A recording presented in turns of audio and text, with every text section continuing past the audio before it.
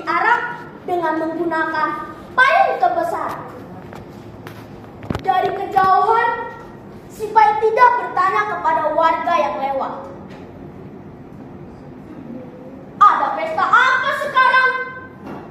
Namun, mereka tak menjawab sama sekali, hingga membuat si Paitida marah sekali sambil berucap, "Mereka semua seperti batu. Ditanya kok malah diam saja."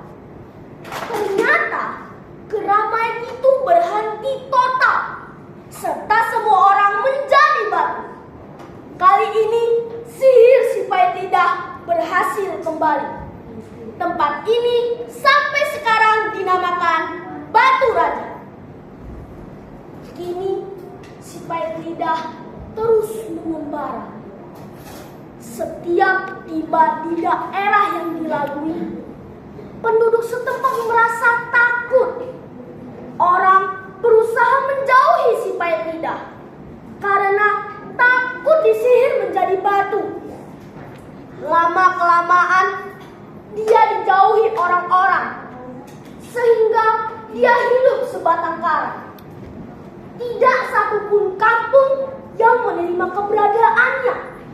Bahkan terdapat suatu kampung yang meminta orang sakti agar daerah mereka tidak bisa dimasuki oleh si Paitida. Kini si Paitida dalam keadaan tidak menentu. Hingga suatu ketika dia sampai di kerajaan Tanjung Menang dengan raja bernama Nurullah. Si Paitida melewati kebun jeruk milik raja. Dengan keadaan haus, dia meminta satu jeruk. Tetapi penjaga tak berani memberi karena takut dimarahi raja. Si Paitida berkata,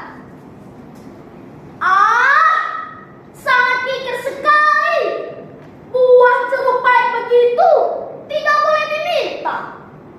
Ternyata jeruk yang ada di dalam kebun itu rasanya pahit semua.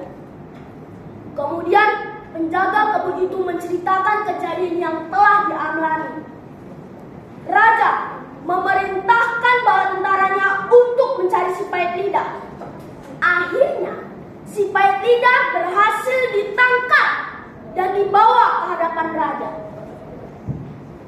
Saat hendak dihukum, namun sang raja justru dirangkul oleh si Paitida karena ternyata dia adalah kakaknya sendiri.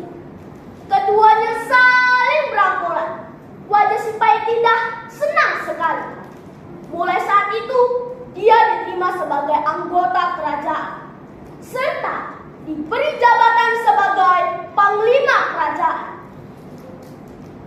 Namun si Paitida menganggap bahwa dengan kesaktian yang dimilikinya, maka dialah yang layak sebagai raja.